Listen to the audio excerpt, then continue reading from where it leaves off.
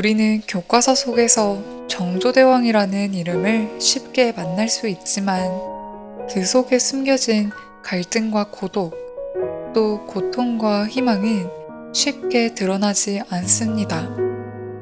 오늘은 정조의 이야기를 조금 더 가까이에서 들려드리고 싶습니다. 그럼 함께 읽어보겠습니다.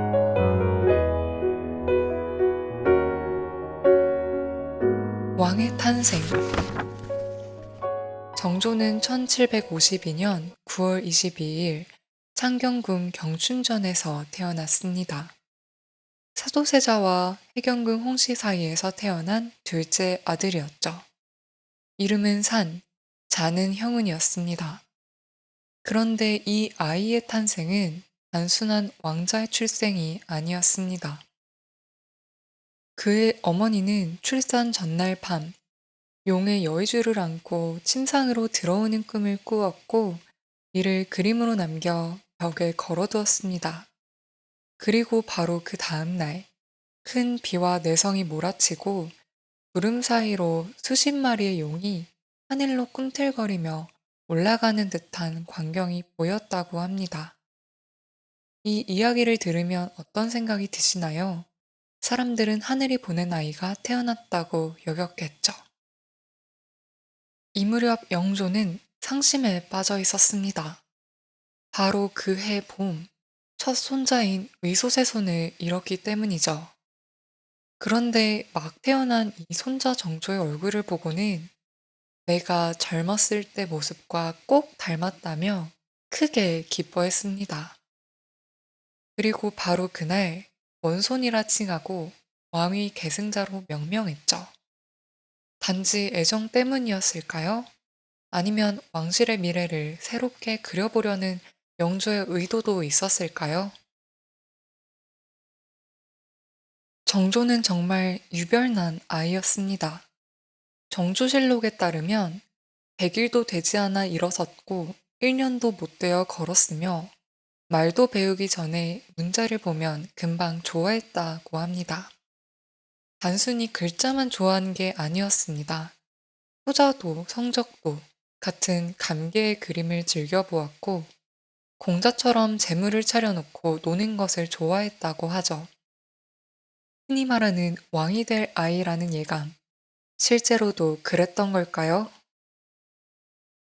첫 돌을 맞이했을 때 돌잡이 상에는 수많은 놀이객감이 놓여 있었지만 그는 아무것도 거들떠보지 않고 그저 책만 펴들고 봤다고 합니다. 화사한 의복을 싫어했고 솔기가 터진 옷도 마다하지 않았습니다. 이쯤 되면 단순한 조숙함을 넘어 뚜렷한 성향, 어떤 정신적 태도를 엿볼 수 있지 않을까요? 1754년 8월, 영조는 원자 보양청을 설치하고 정조의 교육을 본격적으로 시작했습니다. 1755년 봄, 정조는 소학을 읽기 시작했는데요. 영조는 손자가 실증내지 않고 공부하는 모습을 보며 하늘이 우리에게 복을 내린 것 같다고 감탄했다고 합니다. 그만큼 정조의 학문에 대한 열의는 남달랐습니다. 날이 밝기 전에 일어나 세수하고 책을 읽는 것이 일상이었고 어머니 해경궁이 건강을 걱정하자 그는 등불을 가려두고 몰래 글을 읽었다고 하죠. 아버지의 죽음, 어린 정조는 무엇을 목격했는가? 1762년 윤 5월 그해 여름 11살의 왕세손은 한순간에 세상의 바닥으로 추락하는 감정을 겪었을지도 모릅니다. 아버지 사도세자가 뒤조에 갇혀 죽임을 당했을 때 그는 아무것도 할 수 없었습니다. 경희궁에서 할아버지 영조를 모시며 낮에는 그림자처럼 좌우를 지켰고 밤에는 영빈의 곁에서 마음을 달래려 했습니다. 어린 세손의 마음에 남은 그날의 충격은 단지 가족을 잃은 슬픔이 아니었을 겁니다. 그는 어머니 해경궁과도 떨어져 지내야 했습니다. 어머니의 병환 소식을 들을 때마다 식음을 전폐했고 쾌유 소식이 들려와야 겨우 수저를 들었다고 하죠. 어린 나이에 그는 가족과 권력 사이에서 얼마나 외로웠을까요? 정조는 1762년 영조가 명나라 전례를 따라 동궁으로 삼아 경연과 반대에 시저하게 하면서 학문과 정무를 익히도록 했는데 때때로 영조가 물으면 감탄할 만한 대답으로 할아버지를 기쁘게 했죠. 그러나 정조의 즉위는 결코 쉽게 이뤄지지 않았습니다. 영조는 효장세자의 후사를 통해 계승시키려 했고 정조가 왕위에 오를 경우 자신과 정파에 미칠 영향 때문에 여러 반대파가 있었습니다. 실제로 세손 즉위 후에도 권력 다툼은 계속되었죠. 1774년 영조가 노쇠해 대리청정을 정조에게 맡기려 했을 때 홍인한 등 노론벽파 대신들이 이를 저지했지만 서명선의 상소로 정조는 대리청정을 할 수 있었습니다. 영조는 대리청정을 위한 유서와 은인을 정조에게 내리며 그의 권위를 높여주었고 정조는 즉위 후에도 이를 앞세워 할아버지의 뜻과 은혜를 잊지 않으려 했죠. 1776년 3월 10일 경희궁 승정문에서 정조는 드디어 즉위했습니다. 그는 즉위식에서 자신의 아버지 사도세자를 잊지 않고 그를 추승하며 정통과 아버지의 은혜를 모두 잊겠다고 선언했습니다. 그리고 즉위 초반에 사도세자 죽음에 관련된 인물들을 제거하며 청리세도의 폐단을 바로잡으려는 개혁을 준비했죠. 그렇다면 정조는 왜 이토록 아버지의 죽음을 중요하게 생각했을까요? 단지 가족적 슬픔을 넘어서 그는 조선 정치의 부조리와 권력의 어두운 면을 꿰뚫어 봤기 때문입니다. 어린 시절부터 그는 아버지의 죽음이 권력투쟁의 산물이었음을 알고 있었습니다. 그래서 그는 자신이 왕위에 올라 반드시 새로운 질서를 만들겠다는 굳은 신념을 갖고 있었던 것입니다. 정조가 왕으로서의 길을 준비하는 동안 그는 정치적으로도 매우 조심스러웠습니다. 노론벽파를 중심으로 한 기득권 세력과는 보이지 않는 전쟁을 치렀죠. 표면적으로는 할머니 정순왕후 김씨의 후견 아래 있는 듯 했지만 그 속에서 자신의 인재를 모으고 정치 기반을 다졌습니다. 즉위 전부터 그는 실무형 참모 홍구경과 신진학자 정약용, 박재가, 이가환 등과 교류하며 개혁의 밑그림을 그렸습니다. 그의 정치 감각은 단순한 세자가 아니라 냉철한 전략가의 모습이었습니다. 22대 왕 정조 25세의 젊은 나이에 조선의 22번째 왕으로 즉위한 정조는 단순한 권력 계승자가 아니었습니다. 그는 즉위의 순간부터 분명한 결심을 품고 있었죠.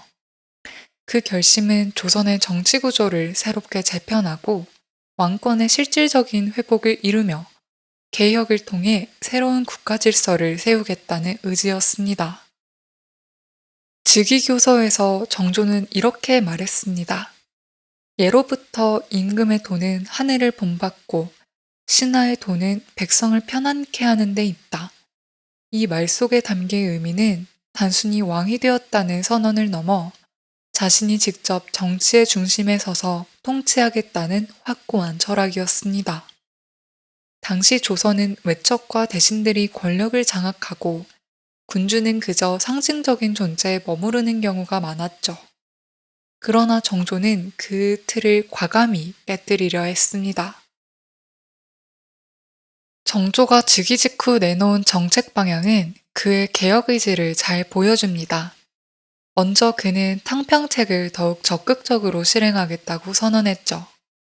붉은 옷이건 푸른 옷이건 진실로 쓸모가 있으면 벼슬에 쓰되 허물이 있으면 물리칠 것이다.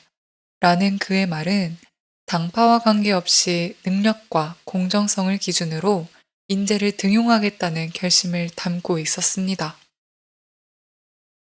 당시 당파 싸움이 얼마나 심했는지 감안하면 이는 매우 용기 있는 발언이었습니다. 두 번째는 법과 제도의 정비입니다. 정조는 낡고 형식적인 규정을 바로잡아 국가 운영의 실효성을 높이고자 했습니다. 그 일환으로 각 부서의 보고 체계를 정비하여 왕이 직접 보고를 받고 판단하는 친정 체제를 강화했죠. 그는 소통되지 않으면 판단할 수 없고 판단하지 않으면 백성을 이끌 수 없다 라고 말하며 왕이 백성의 목소리를 직접 듣고 행정 중심에 서야 한다는 신념을 가졌습니다. 그리고 세 번째로 그는 무엇보다도 아버지 사도세자의 명예회복에 힘썼습니다. 사도세자의 억울한 죽음은 단순한 가족사의 비극이 아니라 정치 세력과 권력 투쟁의 산물이었음을 정조는 잘 알고 있었습니다. 그래서 즉위 직후 사도세자의 무덤을 장원세자로 격상시키고 국가적 예우를 갖추는 데 집중했죠. 이는 정조 정치의 출발점이 정의회복임을 분명히 보여줍니다. 그렇다면 그는 왜 이토록 강한 개혁 의지를 가졌을까요? 단순히 왕권 강화만을 원했을까요? 아니면 권위 회복을 넘어 조선 사회 전체를 새롭게 일으켜 세우고자 하는 꿈이 있었던 것은 아닐까요? 정조는 왕이자 정치 철학자로서 공부와 토론을 통해 현실과 이상 사이에서 길을 모색한 인물이었습니다. 홍구영과의 협력. 정조는 법과 제도를 바로잡는 데도 힘썼습니다. 각 부서의 보고 체계를 재정비해 왕이 직접 보고를 받는 친정체제를 강화했는데요.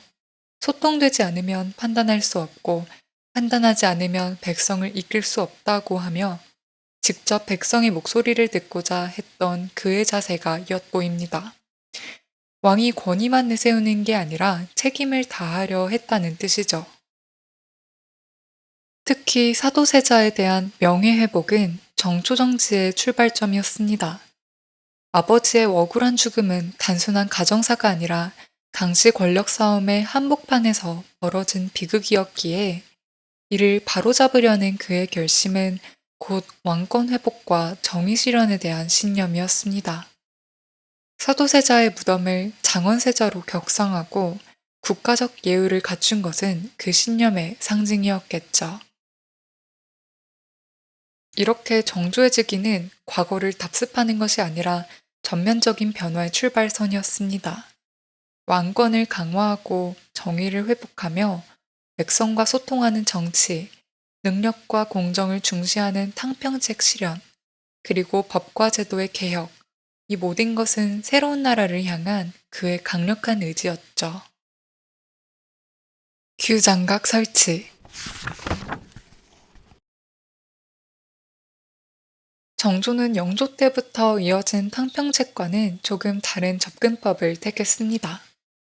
영조가 각 당파에게 권력을 균등하게 나누며 당쟁을 막으려 했다면 정조는 사대부의 명예를 더 북돋우고 의리를 중시하는 이들이 국가와 백성을 위한 정치라는 큰 목표 아래 화합해야 한다고 생각했습니다. 그래서 그는 정치 권력을 사적 이익에 쓰는 청리들을 배제하고 도덕과 실력을 겸비한 사대부를 중용하고자 했던 것이죠. 그 결과가 바로 규장각이었습니다. 1781년에 완비된 규장각은 창덕궁 후원에 새 정각을 짓고 홍문관, 예문관, 사헌부, 사관원이 가진 명예와 권한을 규장각 각신에게 부여했습니다. 규장각은 단순한 연구기관이 아니라 왕의 사적인 개혁 연구소였던 셈입니다. 정조는 규장각에 조선 내외의 서적을 고루 갖추고 연구하며 개혁 방안을 내놓는 임무를 부여했죠. 젊은 관료들을 모아 토론하고 연구하며 실력이 있으면 당파나 출신을 막론하고 등용했습니다. 그러면 정조는 왜 그렇게까지 의리를 강조했을까요? 바로 당파 간 원한과 갈등이 너무 깊었기 때문입니다. 정조는 과거가 아닌 현재 행적으로 사람을 판단하며 옳고 그름에 승복하도록 하는 방식을 택했습니다. 이를 통해 각 당파 안에서 의리론에 충실한 인물들을 세워 서로 설득하고 협력하도록 했죠. 그래서 남인, 소론 등 정권에서 밀려난 당파 인사들도 중용할 수 있었습니다. 정조는 규장각의 각신들과 매년 봄이면 내원에서 꽃을 감상하고 화를 쏘며 시를 짓는 모임을 가졌습니다. 내원이 청림안의 공간이던 것을 사대부에게도 열어 이들을 가족처럼 여겼다는 뜻을 내외에 알리려 한 거죠. 그는 이렇게 당파의 벽을 허물고 진정한 사대부 정치를 실현하려 애썼습니다. 또한 정조는 학문에도 깊은 관심을 기울였습니다.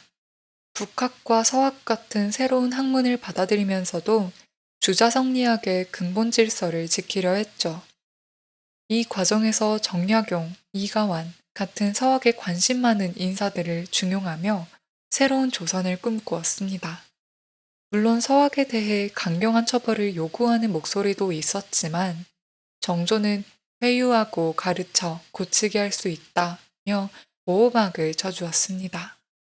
그럼에도 정조는 경화 벌열의 자제들이 유의적 글쓰기에 빠지는 것에 대해서는 엄격히 반성하도록 했습니다.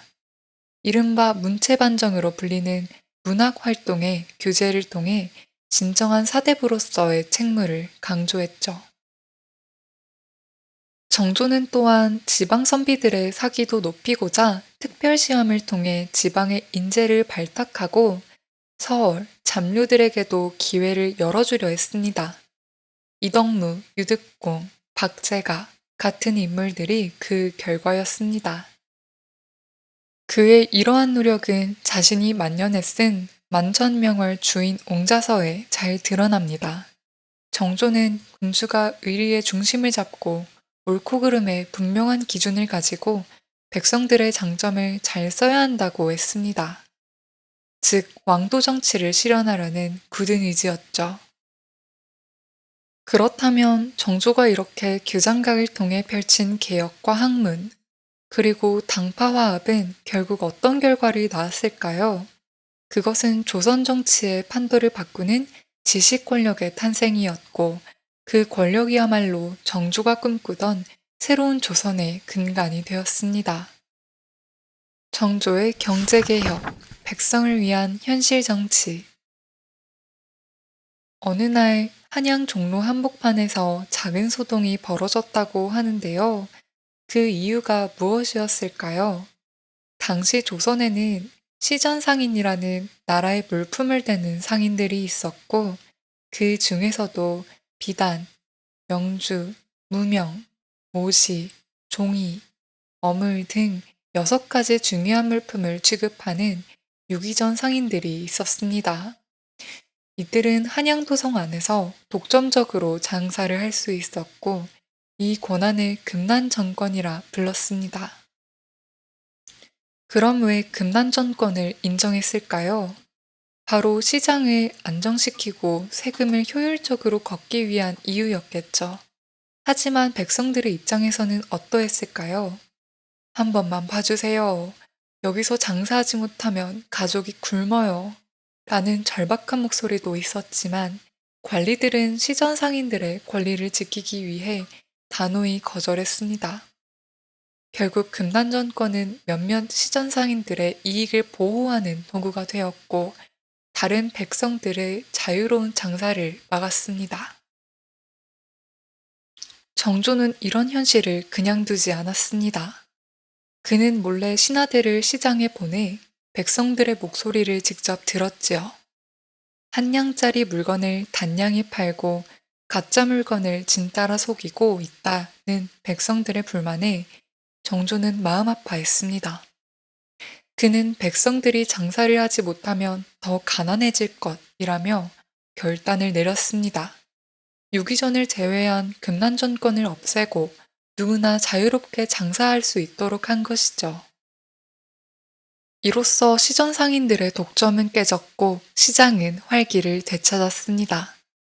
물건값은 내려갔고 상업이 활성화되면서 백성들의 생활도 조금은 나아졌습니다. 정조가 이런 개혁을 추진할 때 가졌던 마음은 무엇이었을까요? 단순히 시장을 깨뜨리고 싶었던 걸까요? 아니면 백성들의 삶을 진정으로 걱정했던 걸까요?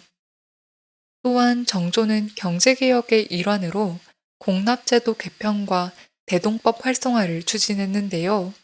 이것 역시 백성들의 부담을 줄이고 실질적 이익을 늘리는 방향이었습니다. 경제가 살아야 나라가 산다는 그의 현실 정치 감각은 오늘날에도 시사하는 바가 큽니다. 화성 건설, 이상도시인가 정치적 요새인가? 정조는 조선의 임금으로서 아버지 사도세자의 명예회복을 자신의 가장 중요한 과제로 삼았습니다. 1789년 7월 15일, 그는 사도세자의 묘를 천하길지로 손꼽히던 수원 화산으로 옮기기로 결정했는데요.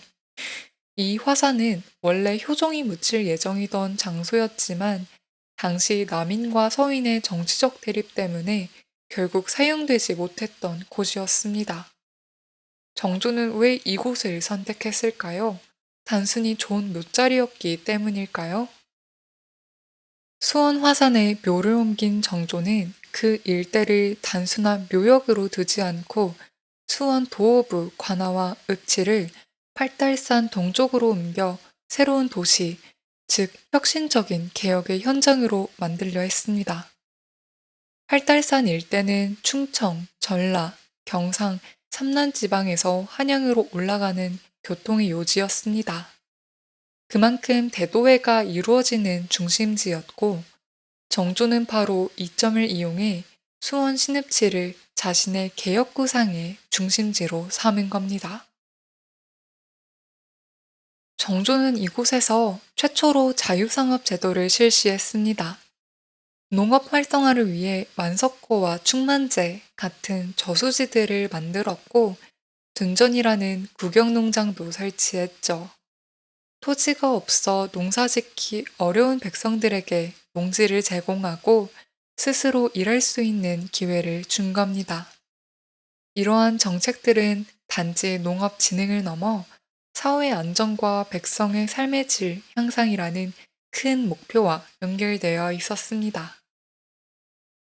하지만 화성 건설의 의미는 단순한 도시계획이나 농업정책에 그치지 않았습니다. 정조는 수원 신읍지에 성곽을 쌓고 화성이라는 이름을 붙였습니다.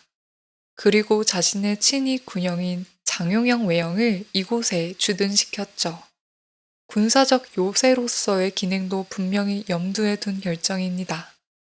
그렇다면 그는 왜 굳이 화성을 지었을까요? 화성은 정치적 메시지를 담은 상징물이기도 했습니다.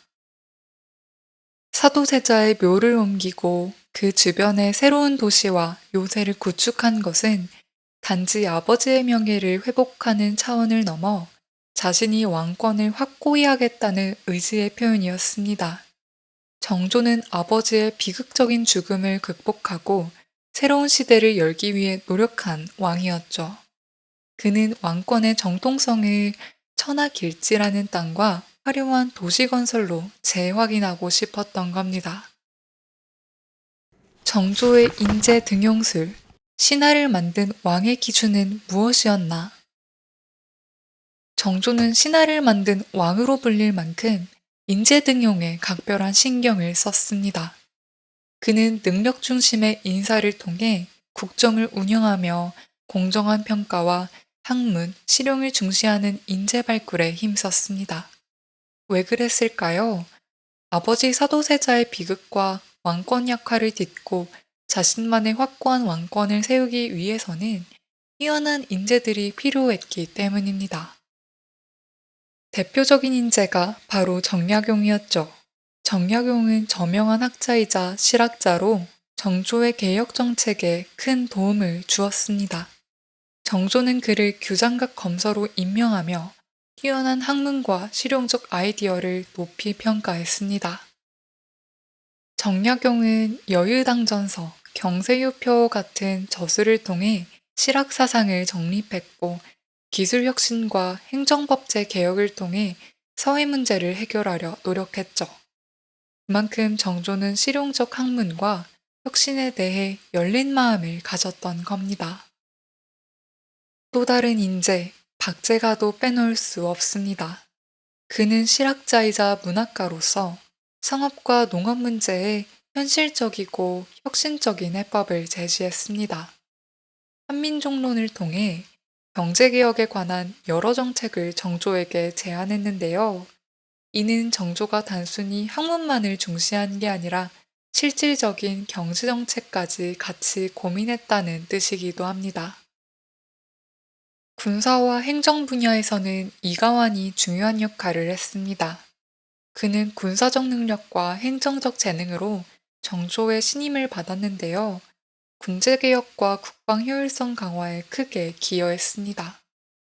이는 정조가 단순히 문신만이 아니라 군인 출신 인재도 폭넓게 등용했다는 사실을 보여줍니다. 정조의 리더십에 대해서 정조의 리더십은 당시 조선의 왕들과는 확실히 달랐습니다. 단순히 왕권을 행사하는 데 그치지 않고 신하들과의 소통을 매우 중요하게 여겼기 때문이죠. 왜 그랬을까요? 아마도 그는 권위만으로는 왕권을 공고히 할 수 없다고 생각했을 겁니다. 그래서 서로의 의견을 존중하며 신하들의 목소리에 귀 기울이는 상호 존중의 리더십을 실천했습니다. 그는 신하들이 자유롭게 의견을 내고 정책을 논의할 수 있도록 환경을 조성했는데요. 이는 당시 조선 사회에서 매우 신선한 접근이었습니다. 정조는 강력한 중앙 집권을 유지하고자 했지만 신하들의 다양한 의견을 무시하거나 억누르지 않았습니다. 오히려 그들의 합리적인 제안을 적극적으로 반영하려 했죠. 이런 점에서 정조는 단호하면서도 독선적이지 않은 리더였다고 할 수 있습니다. 특히 어제문과라는 제도를 통해 신하들이 직접 서면으로 왕에게 의견을 제출할 수 있는 창구를 열어주었는데요. 이것은 당시 조선에서 언로를 개방한 혁신적인 시도였습니다. 정조는 이 제도를 통해 신하들과 철학적 소통을 나누며 자신의 통치 철학을 명확히 전달하고 신하들의 의견을 존중했죠. 그러나 최종적인 정책 결정은 결국 왕권으로 마무리했습니다. 이런 과정 속에서 그는 신하들을 설득하고 그들이 이해하고 따를 수 있도록 근거를 제시했습니다. 그가 권위적이면서도 단호한 면모를 가진 리더였다는 점은 정약용 같은 실학자들의 의견을 반영해 기술과 법제 개혁을 추진한 데서도 알 수 있습니다. 그는 시대 변화에 맞는 혁신을 시도하면서도 신하들의 역할과 의견을 소중히 여겼던 거죠. 신하를 만든 왕이라는 평가도 이런 리더십에서 비롯되었습니다. 정조는 왕권을 강화하는 한편 신하들이 자율적으로 의견을 내고 정책을 실행할 수 있는 공간을 마련해 주었습니다. 위계질서의 엄격함을 인정하면서도 각 신하가 자신의 위치에서 책임과 권한을 갖도록 한 것입니다. 결국 정조의 리더십은 강력한 중앙집권과 상호소통이 결합된 민주적인 통치의 모델이었습니다. 왕과 신하가 서로 존중하고 소통하며 정치적 공간을 함께 만들어갔던 것이지요. 어머니 해경궁 홍씨와의 갈등과 화해, 인간 정조의 고뇌. 그가 겪은 고통과 내면의 갈등은 특히 어머니 해경궁 홍씨와의 관계에서 잘 드러나는데요. 이 관계는 사도세자의 죽음이라는 조선 역사상 큰 비극과 맞닿아 있습니다. 해경궁 홍씨는 사도세자의 어머니로서 아들의 비극적인 죽음 이후 깊은 슬픔과 억울함을 품고 살아야 했습니다. 그런데 정조는 그런 어머니와 복잡한 갈등을 겪으면서도 화해를 위해 끊임없이 노력했죠. 왜 그랬을까요? 정조에게 이 문제는 단순히 가족의 문제를 넘어서 정치적으로도 매우 민감한 사안이었기 때문입니다. 사도세자의 죽음에 대한 진실은 왕실 내부뿐 아니라 조선 사회 전체에 큰 파장을 일으킬 수 있었으니까요. 정조는 왕위에 오르기 전부터 어머니의 고통을 잘 알고 있었습니다. 사도세자의 죽음은 단순한 가족사의 비극이 아니라 어머니에게는 배신과 상실의 깊은 상처였습니다. 하지만 왕이 된 뒤에는 정치적 입장도 고려해야 했고 그 진실을 완전히 드러내지 못했습니다. 그는 진실을 밝히지 못하는 침묵 속에서 어머니의 아픔을 이해하고 동시에 국정을 안정시키려는 무거운 책임을 감당해야 했던 거죠. 해경궁 홍씨는 한중록이라는 책을 통해 자신의 마음을 솔직하게 고백했습니다. 이 기록은 정조의 인간적 고뇌를 엿볼 수 있는 중요한 자료입니다. 여기서 우리는 정조가 어머니와의 갈등을 얼마나 깊이 겪었는지, 그리고 그 갈등이 얼마나 정치적으로 복잡한 문제였는지를 알 수 있습니다. 정조는 단순한 효자의 마음만으로는 해결할 수 없는 왕권과 가족 간의 미묘한 균형을 유지해야 했던 셈입니다. 그렇다면 정조는 왜 굳이 이 어려운 갈등 속에서도 어머니와의 화해를 시도했을까요? 그것은 국정 운영의 안정이 곧 왕실 내부의 화목에 달려있다는 깨달음 때문이었습니다. 왕권 강화와 국가의 안정을 위해서는 어머니와의 관계 회복이 필수적이었고 그 과정에서 정조는 개인적 감정과 정치적 책임 사이에서 끊임없이 고뇌했겠죠. 정조는 이 고뇌에 대해서 그가 단순한 군주가 아닌 인간 정조였음을 보여줍니다. 그는 왕으로서 무거운 정치적 짐을 짊어졌지만 동시에 어머니와 아들의 비극을 지닌 한 사람의 아들이기도 했습니다. 이러한 복잡한 감정과 신념이 있었기 때문에 그는 왕권을 강화하면서도 내면의 갈등을 극복하려 애썼던 것입니다. 왕의 서재, 정조는 무슨 책을 읽고 무슨 글을 썼나? 그렇다면 정조는 어떤 책을 읽었고 어떤 글을 썼을까요? 정조가 즐겨 읽은 책들은 주로 실학 사상을 중심으로 한 다양한 분야의 책들이었습니다. 정치, 경제, 법률, 역사, 군사에 관한 책들을 탐독하여 실용적인 지식을 쌓았죠. 특히 정약용과 박제가 같은 실학자들의 저서에 큰 영향을 받았습니다. 지식에 대한 갈증이 끊임없었던 그는 학문에 대한 열정이 대단했습니다. 그가 쓴 글들 중에는 어제문이 있습니다. 어제문은 왕과 신하 사이의 소통을 위한 서면 명령서였는데 정조는 이를 통해 신하들과 원활하게 의견을 주고받았습니다. 이 문서를 통해 그는 자신의 정치적 방향성을 명확하게 전달했고 신하들의 의견을 들은 후 정책을 결정하는 방식을 택했죠. 이를 보면 정조는 중앙집권적 왕권과 신하들의 의견 수렴 사이에서 균형을 찾으려는 지혜로운 지도자였음을 알 수 있습니다. 또 하나 중요한 글쓰기는 그의 일기였습니다. 정조는 일기를 통해 자신의 일상과 정치적 결정을 꼼꼼하게 기록하며 자기 성찰을 게을리하지 않았습니다. 일기 속에는 왕으로서 느꼈던 중압감과 인간적인 고뇌가 고스란히 드러납니다. 그는 자신의 감정과 생각을 정리하며 그것을 바탕으로 국정 운영에 반영했는데요. 일기라는 개인적 기록이 곧 사상적 토대가 되었던 셈입니다. 뿐만 아니라 정조는 편지를 자주 썼습니다.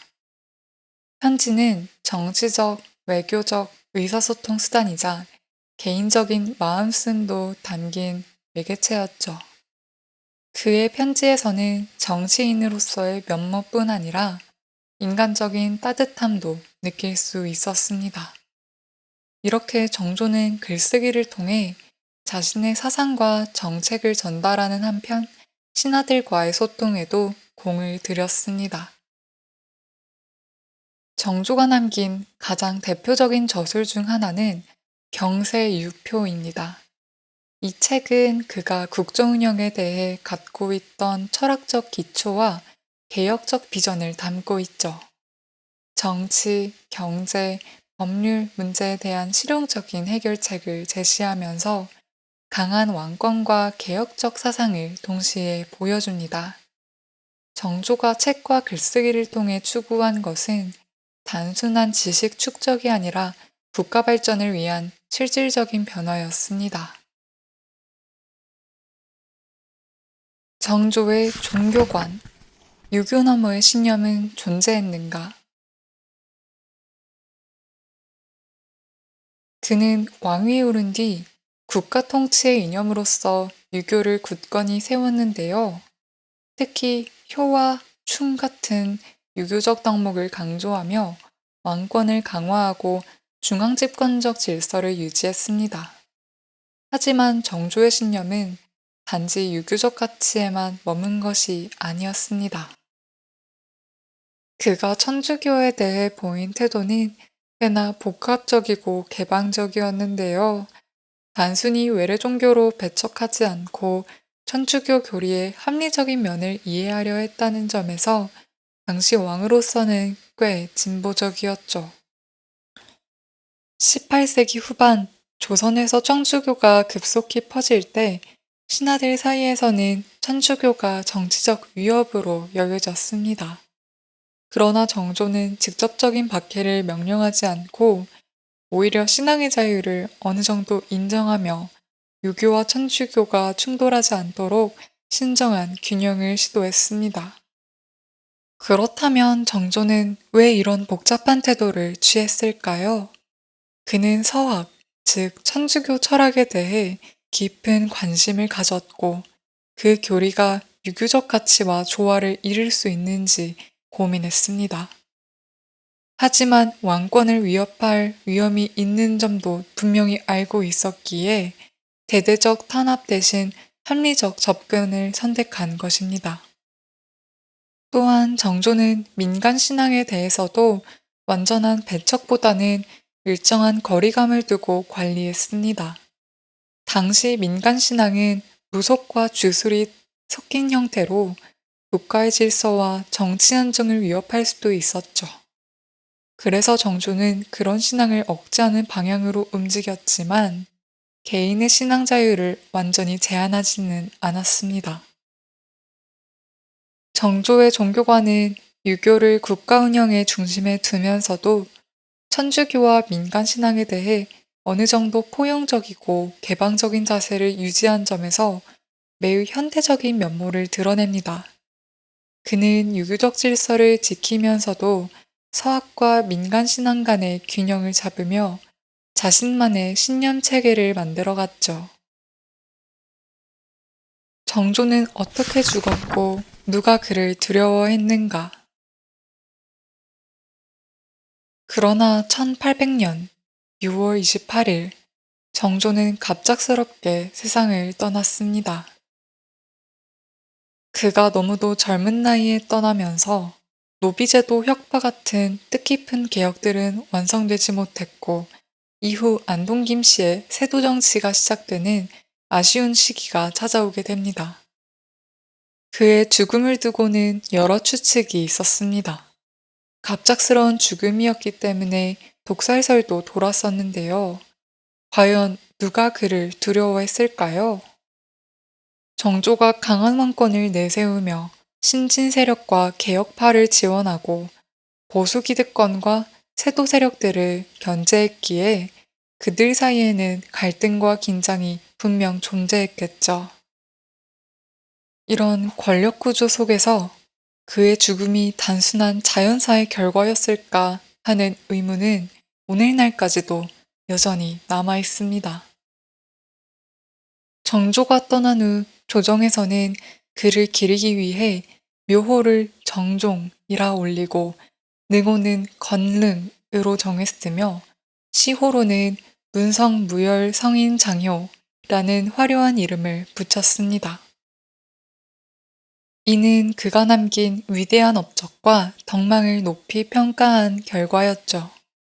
더불어 1899년에는 묘호가 정조로 승격되어 오늘날 우리가 부르는 이름이 되었습니다. 정조 이후에 조선은 무엇을 잃었는가? 정조가 통치한 조선은 분명 중흥의 시대를 열었는데요. 그가 이룬 개혁적 업적들은 매우 인상적이었습니다. 정조는 중앙 집권화를 강화하고 정치적 안정을 도모했으며 경제 발전까지 염두에 두었죠. 하지만 그의 갑작스러운 죽음 이후 그가 심혈을 기울여 다져온 개혁들은 점차 퇴색해 갔습니다. 왜 그랬을까요? 그의 죽음은 단순한 개인의 비극이 아니라 조선 사회 전체에 큰 변화를 가져왔습니다.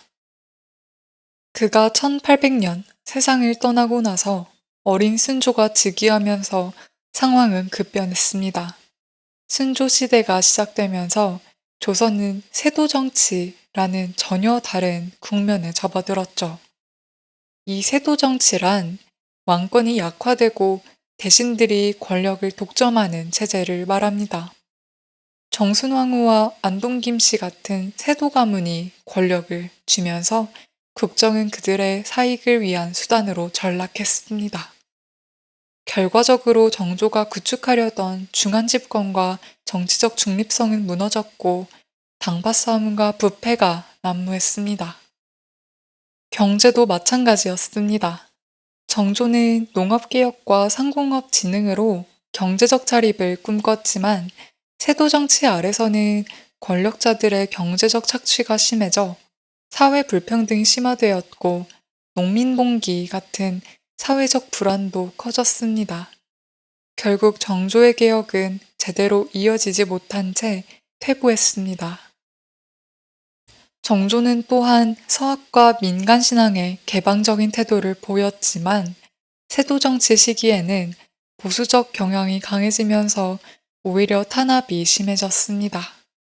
천주교 박해가 강화되고 민간신앙마저 국가질서 유지라는 명분으로 억압받았죠.